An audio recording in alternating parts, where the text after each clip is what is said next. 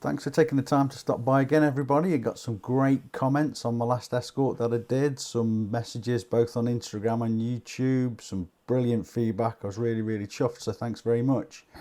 Here's the next one. It's a 71 Hot Wheels Grabber, custom paint job and wheels. Cue the over-the-top titles.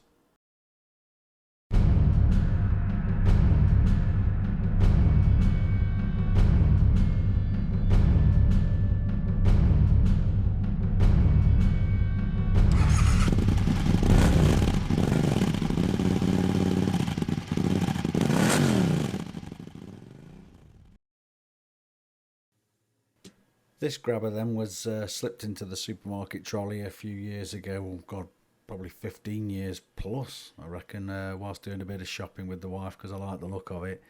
I've always particularly liked the grabber. I've never pretended to know a lot about the American market. All I know is that I like what I like, and this particular car, it always reminded me something quite Japanesey. And when I did a Wikipedia look on them, yeah, it came back as it was something the American market decided to make to combat all the influx of imports from your Datsuns, your Mazdas, and your Hondas. So I wasn't quite far off of what I was thinking. What I tend to do when I'm doing the drilling is the little mushroom rivet that the original car hasn't got a little dimple in. I tend to do a little pilot hole or knock something out with a hole punch, but this particular one did have a little dimple there anyway in the little mushroom, so I always start off by using a smaller drill bit just so that can help at the later process when I come to tap by having a bit more of a pilot hole in for that part of the build. I then swap it out for a bigger drill bit so I can take off the whole of the head of the mushroom. I prefer just to take the whole lot off. A lot of people like to be a little bit less liberal on this because they use one screw to hold the whole chassis back in again, but I tend to use a little washer as well, just a little bit more belt and braces, but I'll take the whole lot off, and as you can see it just comes away a lot cleaner afterwards. So once you get to pull this apart, this is typical of ones made from sort of the 80s onwards with the cheaper plastic chrome plated bases. Well, they're not even chrome plated, some of them, but the plastic chassis that you get. I don't particularly like them. I like the older metal versions, but they are what they are. It was a costing thing, I guess, just to make them out of the cheaper material. But as you can see, the axles are rusted a little bit on this one, but I'm going to chuck them away when I do the wheel swap later on. Interior wise, they're always pretty good. Again, from the 80s onwards, a lot more sharper details that you get on the seats and dashboards and stuff like that, but you know, you're never going to set the world alight with the details on them inside. Windscreens, nice clear windscreens. I don't like it when they do the daft blue, red, yellow, green tinted windows, but I prefer the clear ones. The casting overall is pretty good, and I think even the decals that it comes with are nice and sharp and crisp. It's just I think this one's going to be right for a little bit of customizing.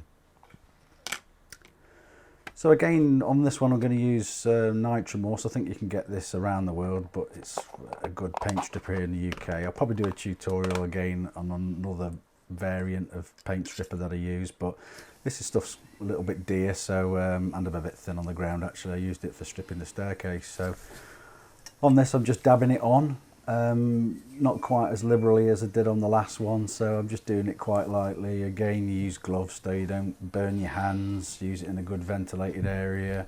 Dab it on as best you can all the way around, and then I tend to drop it back in the box and leave it for 5 or 6 minutes where you can see it start to bubble up. Again, it's a very good part of the process. This is I love getting the paint to strip off and seeing the castings underneath. The castings are nearly always look a lot better when there's no paint on them. All the detail that you see in there, I think with the paint and the different tones of shades, if you like, sorry, that you get off the light, you don't get to see a lot of the detail. So when it's back to just one colour, you do see a lot of other little grooves and vents and door handles that sometimes are otherwise lost. But this is one step I missed off in the first tutorial, I use these dental picks. You can get them cheap off eBay, Amazon, places like that. But I tend to use the scrapers just so I can get really into the nooks and crannies of the door lines and bonnet lines and stuff like that. You just scrape away. Again, with most tools, let the tools do the job. I've done it before when I've been a little bit too heavy-handed on this and scraped it a little bit too hard and ended up putting a hole in my finger. So just be careful with them. They are very, very, very sharp. But a little bit of time spent doing it comes up pretty damn good. With the drilling and tapping process, it's the bits that can go wrong is always at this stage, so I try and be as prepared as I can. Put a bit of masking tape on the drill bit for the size of the screw that I'm using. Daft bit, make sure you got the right size tap, because too small or too big and you're just wasting your time. So all in the preparation. It's always good to have a bit of a pilot hole or use a dot punch to get a guide hole for when you're drilling down, just to make life a little bit easier. If it's rubbish, you'll be all over the place. If you can use a little dab of oil, again, drilling and tapping, it always helps it out. There's nothing worse than having a drill bit or a tap bit snap during this process. You can get them out afterwards, but by God, it's a bit of a pain in the backside trying to do that. I have struggled sometimes with this. I go over the top and I do use a pillar drill. I do a lot of DIY projects. It's a 25 odd years old now, this drill is, so it was cheap at the time, but I've seen people use handheld drills, like I said in my other video, but it's each to their own. It's whatever suits you, really. So tapping wise, go easy, go slow. Again, I've had it snap at this stage and it is a real pain trying to get it out. I never let anything go to waste, so if I can't get it out, I will end up chopping it and doing something with it. But when it starts to bite, start to pull it back at that stage, otherwise it will snap off. Just trying out the screw for size to make sure everything's okay. I tend to use these in situ when I'm spraying as well, so it's something for these little handy hands, handy grabbers, whatever you, helping hands I think they're called, aren't they, to grab hold of. So normally I do a primer coat before I do a spray paint, but on this occasion I'm trying out, in honesty, a Tamiya PS paints, the polycarbonate paints for body shells, radio control body shells. So I didn't bother putting primer down. It laid down quite nice actually, so it might even be a little bit more plasticky looking, I guess. So it hasn't got a lot of shine on. But what I also do, like I did on the Escort, I always put a little bit of paint into the cap and do extra details underneath the bumpers as they look on real cars. Again, I think it sets it off a little bit better. You've got more realistic look to how a real car looks, where obviously the paint finishes off underneath as a continuation of the whole body shell. It looks, as you can see, a damn sight lot better than just the chrome base that you got with the standard car. Looking better already.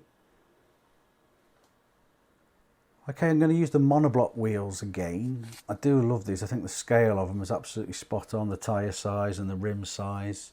You can get them with all different brands on. You can get Yokohama, Falcon, Avon, you name it. So this particular one, I got the Yokohamas. There's no rhyme or reason for it. You get two little brass axles with all their products, which are pretty good.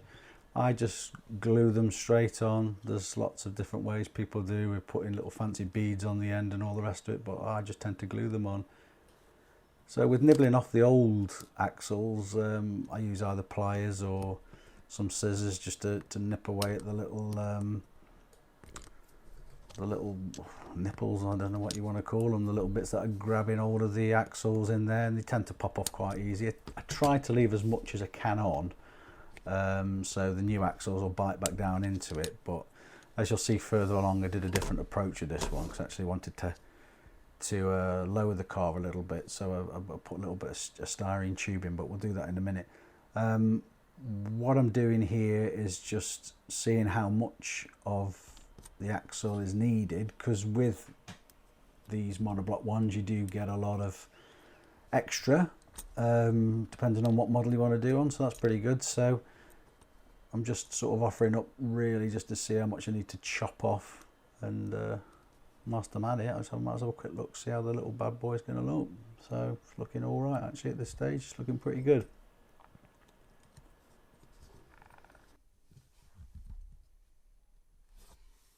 But when I've cut one, simply I just hold it against the other one, pair of pliers, snap it off, get the other side, job done.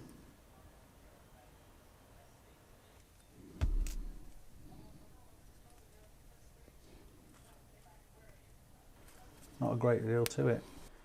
So here's the bit I was on about sort of lowering it a little bit. What I've done on this one, I've done on other cars, is just use some styrene tube, same in a diameter as the axle, so the axle can roll along in it. And I'm just going to sit it on the chassis. I'm just going to file away a little bit so it sits in there a little bit neater. I do just tend to blob a little bit of hot melt glue on just to hold them in a little bit, because once you put the interior windscreen, the body shell back on again, it's them little tabs that I guess that you get on the bottom of the interior that will hold them down anyway. So I will just glue it in very, very lightly afterwards once it's in there, just to keep the tubing down. As you can see, it already sits a lot better like that. I didn't do a video shot of it, what it looked like with them sat in the original recesses, but there was a bit of a gap above it, so it just sits in there a lot nicer. So here's what I was on about. I was just putting a bit of glue in just to keep them in situ, just while I'm doing this stage at least. I'll make it a little bit neater afterwards, but if you just trim the tabs down on the interior body, that pushes down on the axles anyway, and or the axle tubes that I've just made, should I say, and it'll sit there and keep it all in situ once you've screwed it all together. So done a little bit of details already on there, just painted the bumpers, indicators and what have you, but final prep and final bits of stuff I like to do is make my own decals. I tend to use the transparent ones. If I need to do any white, I use a white decal underneath rather than print on white. Okay, and it's a little bit tricky trying to do type in that manner, but by and large I tend to use the clear transparent ones. After a couple of coats of lacquer just to seal it in, you can then dip it in the water and a minute or so I guess, and you can start to slide it off. I haven't used it in this video, but I might do a tutorial on how I do decals if anybody's interested. But I use a little product called Microset, which says it softens the decals and offers better adhesion when you're putting it down. But what it actually does give is it finishes it off, honestly, so good. It's like you've spray painted your finished decal onto the cars or onto your models. It's absolutely great stuff. It's called Microset, so if you see any of it, just get it. I've had a little tub, probably only 500 ml, maybe even smaller than that, and it's lasted me absolutely donkey's years, so it's still going now. Light spray of lacquer again, just to seal it all in before the finished article is revealed to you.